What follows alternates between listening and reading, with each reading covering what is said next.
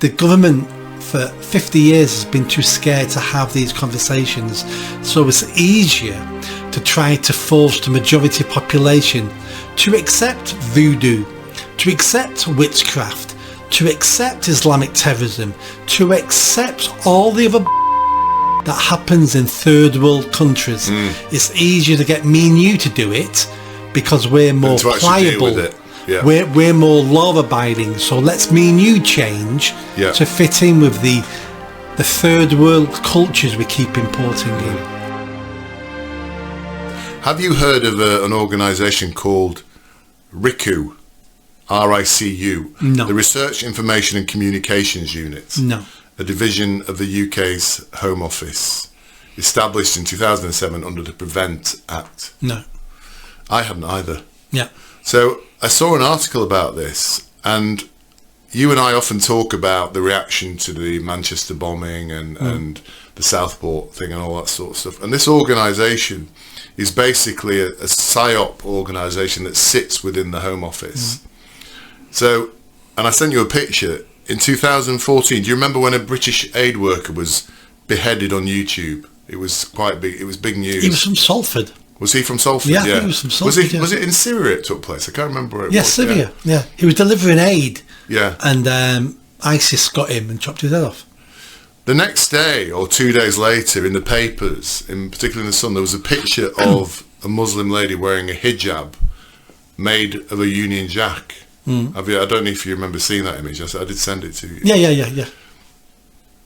Apparently, that image was sent out from this organisation in the Home Office the day after so they had this image ready and they sent it out of the Home Office to the media and said, please publish this picture to try and quell down any anti-Islamic sentiment as a result of that heading.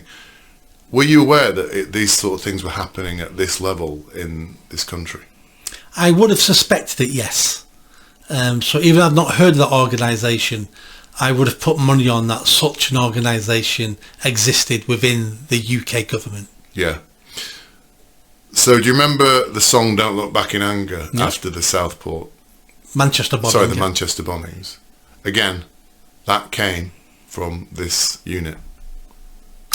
The instruction to start using that terminology and using that music as well. I think I remember reading something about that a couple of years ago, many years after the event, that it came from a government department. At the time, I thought that was spontaneous. Yeah. But it turns out it wasn't spontaneous. We were being...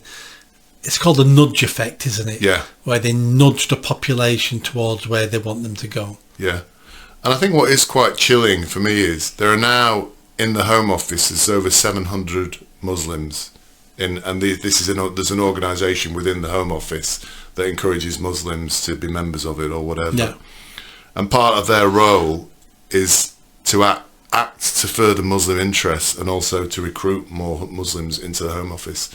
So what we seem to have now, and this RICU unit I suspect is populated with quite a lot of these people, is something working actively within our government in one of our major institutional departments to basically further Muslim interests and dampen down any reaction to any kind of anti-Muslim sentiment in this country. I mean, it's kind of shocking that this is there and it's in plain sight now, and we're not really doing anything about it, are we? I'm not sure if it's there to promote Muslim interests. It's definitely there to dampen down anti-Muslim feeling. But there's an argument to be made that anti-Muslim feeling, to a certain extent, is needed and required. How else does the Muslim community fix itself and deal with the lunatics if there's not consequences for the Muslim community if they don't? Otherwise, there's no consequences, and we humans change their behaviour due to consequences. I'm not saying it would be. I'm not saying it'd be nice for that Muslim community to change their behaviour because of external forces, but it's needed. We have many migrant communities, and the Muslim faith is a migrant faith into this country. We have many migrant communities in this country that are failing, that are damaging this community and damaging society in general, and we allow them to do it because we're too scared to challenge them, and we're too scared to say to them, you need to sort your shit out. Because if you don't sort your Somali shit out, you don't change your Islamic ways, you don't change this, you don't change your Indian caste system in this country, you're a Nigerian, if you don't stop practicing your voodoo and trying to kill kids because you think they've got demons in them, then there'll be hell to pay in this country.